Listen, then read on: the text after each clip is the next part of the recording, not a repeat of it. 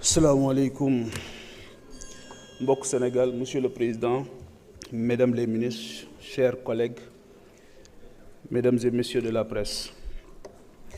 Ibrahima Diop, Abdoulaye Dieng, Mori Ilias, Ndiaye Elou, Dia Bara, Ibrahima Sey, Oumar Diawara, Ibrahima Baraye, Boubacar Diallo, Ahmadou Kadam, Saliou Diop, Tidiane Niass, Mamadou Kora Fall Ngom, Ibrahima Ndiaye, Sekou Sidiane, Mamadou Dialek, Tanor Diakhaté. Madame la ministre, lii xew ci Maroc ci sunu doom yi nga xamante ni ñoom la ñu fa téye ak ñett ñi ci bàyyi bande annonce la mais dafay renseigner si taxawaay bi nga xamante ni am ngeen ko ci doomu réew mi.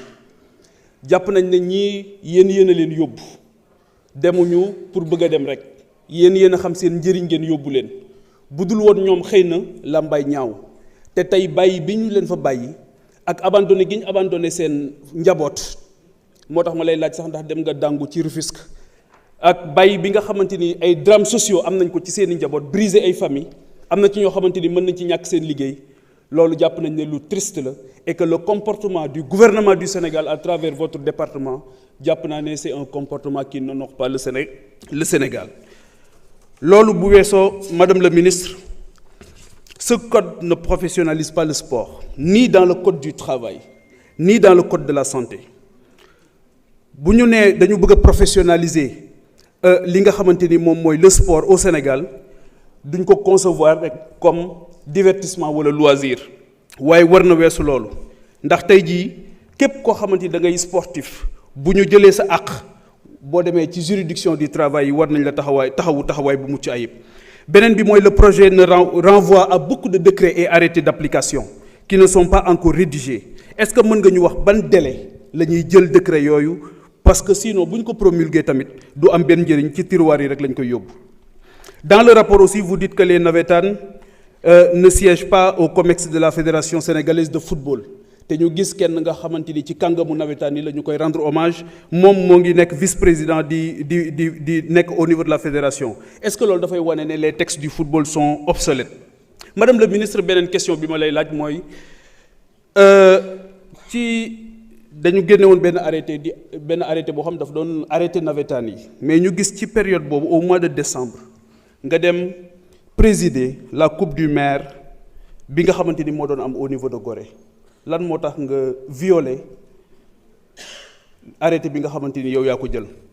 beneen bi mooy le sport individuel man ci ñi koy def laa bokk Kung Fu Wushu may nuyu toute la famille Wushu du Sénégal notamment la fédération sénégalaise de Wushu mais ci fédération yooyu ci discipline individuelle yi madame la ministre jafe-jafe yu mag moo ci am déjà ci fédération yu bari dafa tas mais le ministère spectateur la ci. Est-ce que mën nañu xaar ci yéen ngeen organiser ko assainir ko parce que loolu dinañu permettre ñu ñi ciy am parce qu'on a beaucoup de champions dans les sports individuels mais c'est des gens le plus souvent bu ñu feebaree dañuy laaj pour mën a faju. beneen bi aussi mooy on a beaucoup de champions qui font la manche loolu aussi nan la ñuy def ba ñu mën ko kii. beneen bi mooy les infrastructures sportives dans le département de Mbour. Stade Caroline Faye moom jàpp naa ne yéen meetingu kaay ngeen ko bëgg a def pelouse bi baaxut. éclairage bi baaxul en dehors du stade Caroline Faye stade bu Thiadiaye moom moo fa tane te gannus la ba tey amul sax gazon synthétique ak bu Ngekoox donc benn nekku ci aux normes te stade Caroline Faye bi nga xamante ni comme je l'ai dit meetingukaay ngeen ko jàppee boobu rek moom moo fa nekk boo xamante ni mën nañu fa football te ba tey nekkul aux normes. beneen bi mooy les autres disciplines muy basket beeg ak yëpp yi nga xamante ni yëpp aju na ci nekk yoo xamante ni ba tey laaj na taxawaay bu am solo notamment ñi nga xamante ni ñoom ñoo fa nekk. su ma jëlee aujourd'hui l'équipe de basket de Thiadiaye le terrain de basket de Thiadiaye aujourd'hui n'est pas aux normes fi mu ne nii bu ñu waree compétir il faut que ñu génn dem ba Mbour pour mën a recevoir foofu nga xamante ni dañ leen di délester de leur public loolu jàpp naa ne lu ñu mën a taxaw la. beneen bi nag mooy la jeunesse. jàpp naa ne li gën a am solo ci réew mi lañ la dénk la frange la plus importante loolu nag bu ñu la ko dénkee da ngay élever wu au-delà de toutes les considérations et les contingences politiques parce que ñëpp nga war a njaboote la jeunesse du monde rural la jeunesse des villes ak yëpp même de la diaspora ngeen taxawu leen bu baax élevé wu yëkkatiku dégg naa ñu fi wax léegi ay carcan politique mais yow bokkul na ci li nga xamante ni waruñu la ci dégg waruñu la ci gis mooy nga yëkkatiku team jeunesse bi dimbali leen parce que jàpp naa ne loolu moom mën a dimbali Sénégal asalaamaaleykum wa rahmatullah. Merci honorable. Abdoulaye Sow, vous avez la parole. Alioune Dieye se prépare.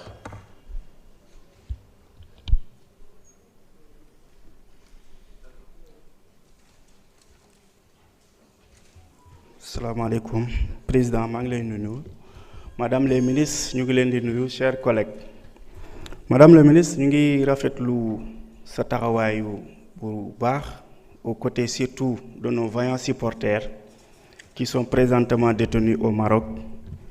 Je pense que ñi bëgg a profiter ci situation boobu pour avoir de l'aura ou de la sympathie des Sénégalais, je pense que c'est peine perdue puisque on a vu que vous les avez assistés en prenant des avocats waaye ba ci weeru koor gi sax président Ousmane Sonko gis nañ ne taxawaayam ci auprès de ces familles-là kon ñu ngi leen di féliciter ci seen taxawaay ci action boobu.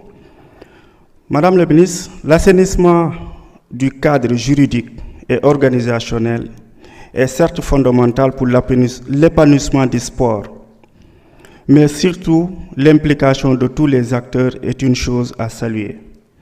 Ce code vient à son heure pour combler et parfaire le vide juridique en prenant en compte des disciplines longtemps laissées en rade.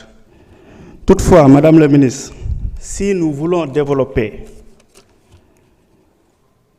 l'ensemble des disciplines sportives, il faut nécessairement une meilleure prise en charge des infrastructures sportives.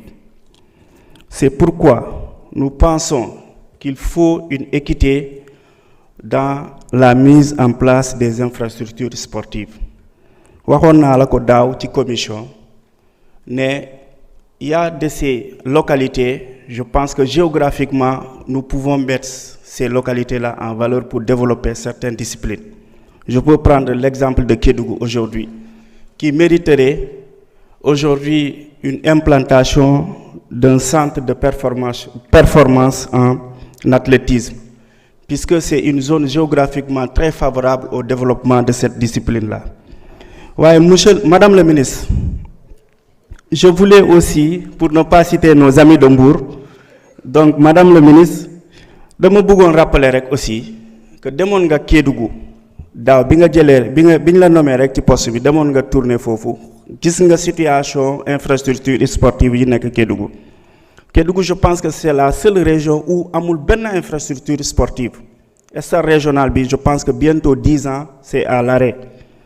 Amul terrain de basket, amul beneen sportif infrastructure sportive. Kon loolu mënuñ ne da ngay développer sport boo amul infrastructure adaptée ou adéquate. Kon ñu ngi lay ñaan vraiment ñu relancer chantier yooyu waaye surtout la maison de la jeunesse qui est aussi en arrêt depuis un bon moment. Kon ñu ngi lay ñaan aussi ñu relancer ñu chantier boobu. Mais l'autre problème que nous avons aussi, c'est que boo jëlee par exemple Kédougou, puisque foofu laa dëkk xam naa ne c'est valable aussi pour les autres localités, amul benn espace de jeu boo xamante ne mun nga dem fekk ko fa. Espace de jeu yu ñu réservé woon sax dañ ko mujjee morcelé def ko ay parcelles jaay ko wala def ko lu leen neex. kon loolu nag mënuñ am dëkk boo xamante ne doo am benn espace benn terrain de jeu wala benn espace boo xamante ne xale yi mun nañ fa daje pour pratiquer du sport. kon loolu je pense que code bi gis naa ko c'est déjà pris en compte waaye qu'on veille surtout à ce que prochainement bu ñuy def ay des lotissements ou des actions de ce sens que ñu taxaw ci ba xale yi ba jeunesse bi mën a am espace boo xamante ne mun nañ fa daje pour pratiquer yenn sport yi. nga jàppale ñu ci loolu relancer les chantiers surtout le stade régional de Kédougou parce que actuellement nit ñi soxla ñu ko lool ñu ngi lay remercier merci. Merci. Alioune Dieye, vous avez la parole. Maïmouna Bousso se prépare.